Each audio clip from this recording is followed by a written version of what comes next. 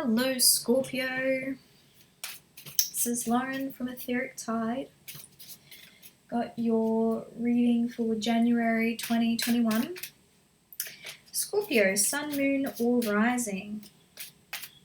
This is to get an idea of some of the energies that you're going to be playing out for you coming into the new year. Man, 2020. What a year. like it's a historical year for sure. Okay.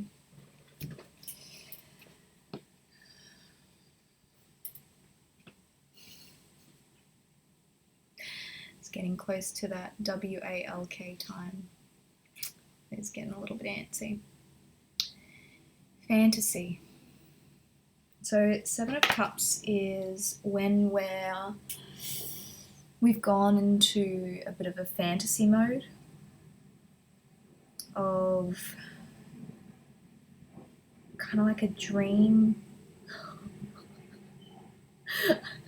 I'm not going to point it out, but if you can see my dog, we're just going to oh no, he stopped. Good. So, thinking about, living in fantasy. Living in the past.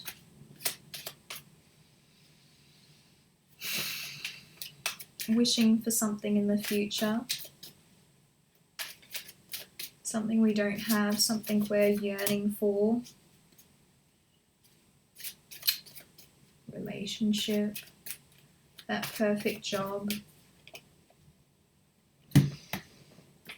both. This is when we're balancing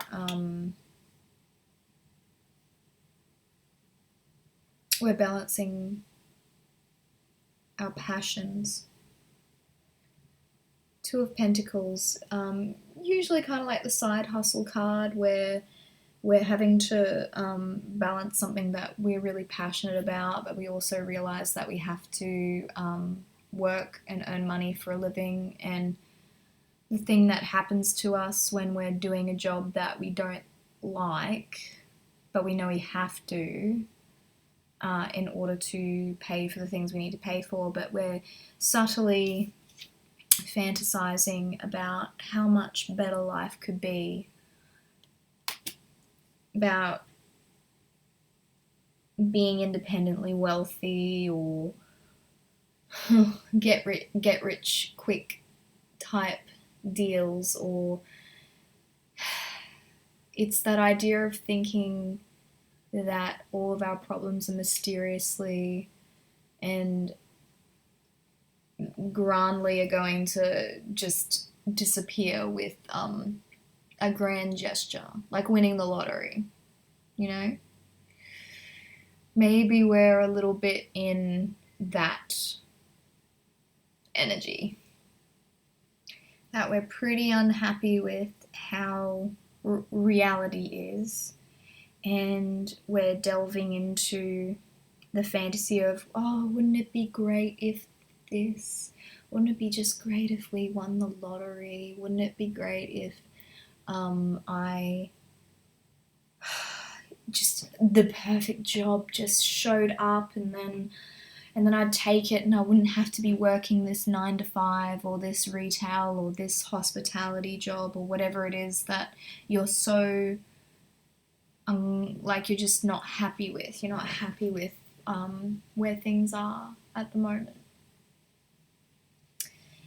Maybe you think 2021 is going to bring that to you, that things are suddenly going to change, like a white knight on a horse is going to come into your life and sweep you off your feet, and then everything will be good, all your problems fixed. Look, I'm not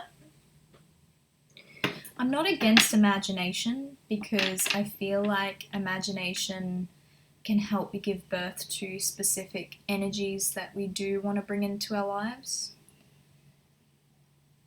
And to an extent, when it comes to manifesting, if we can imagine the fantasy, if we can imagine the emotion that's associated with the thing that we would like to bring into our lives, why wouldn't we want to live in fantasy rather than reality? If reality is reflecting back at us something we don't like, why would we want to focus on it? I think there's a fine line between escaping reality and creating a new reality.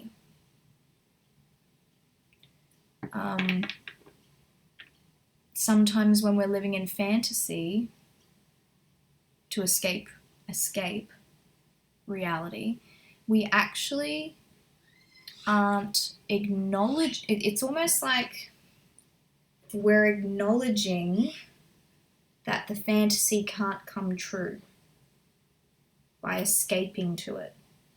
We're running away from it. We still acknowledge that this is reality and this is our escape, rather than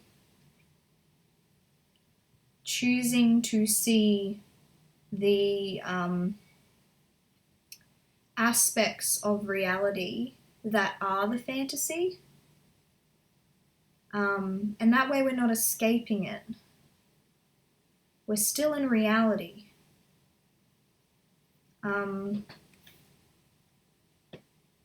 I hope that makes sense.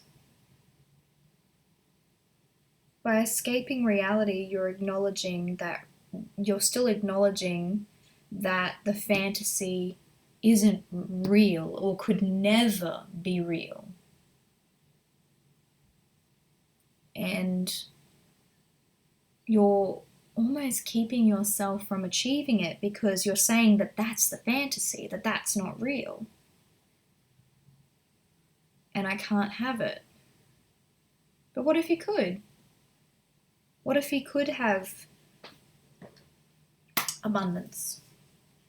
What if you could have a great relationship? What if you could work a job that you enjoyed? What if these all could be reality? And what if they could be reality right here, right now? I think the way you're seeing it right now is you don't think it can be. That's why you're escaping. And almost to the point where sometimes we can keep ourselves stuck in the reality that we're in because we're acknowledging that we're not getting this. I can't have this. I can't have this. I want this. I can't have this. But I want this. Therefore, you can't have this. You will always want this, and you can't have this. So what if you could? What if you could?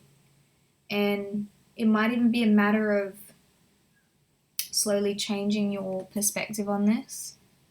What if I could? No fantasy. What if that's what it is? What if you make your fantasies real? Bring them into reality. Stop making them fantasy anymore. Because it's just like drinking alcohol or taking a drug, to escape. But it's not real. It's just a vacation from your reality. So, what is it about the fantasy? What's the emotion attached to the fantasy that you're able to recognize? For example, on one level, it could be that you wish for money, but what feeling does money give you? What's the antithesis of the feeling that money is able to provide you? for me, the first thing that comes to mind is freedom.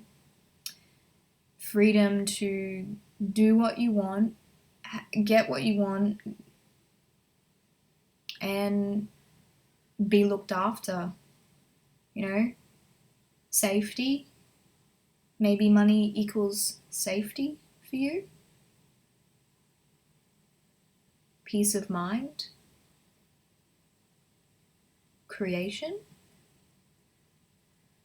Now, all these things that I've just mentioned aren't always achieved through money. You can achieve peace of mind without money. You can achieve freedom.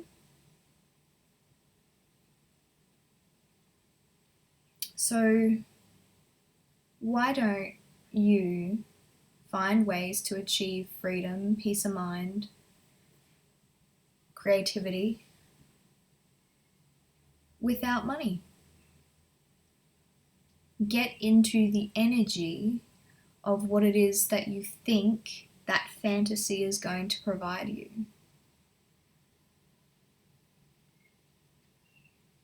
Maybe it will attract abundance.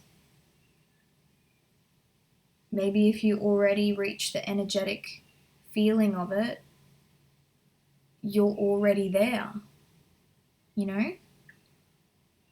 You know, I've witnessed this like firsthand where like I've had friends who are incredible manifestors. And you know that they are just not in resistance to anything. They just really do go with the flow, you know? And they accept when they receive. They appreciate. And they get in the energy and don't expect how that's going to play out for them. It's like, I want to be creative. I want to do more creative things. And in this particular case, it was for somebody who wanted to, like, has always performed, but they didn't specifically say, I want to be performing. They just like, I want to be creative and I want to feel like I'm creating. So they went and they created. They painted. They got their creation on. That week, they got contacted by somebody who wanted them to be in a performance and do some creation with them. And that snowballed into other things. They didn't specifically say, I want somebody to contact me to do this. I want somebody to come in and fix my problems. They're like, I want to create. So they did. That's what I want you to do. Don't expect things to come to you from an outside source. It has to come from within. Once you meet it from within, it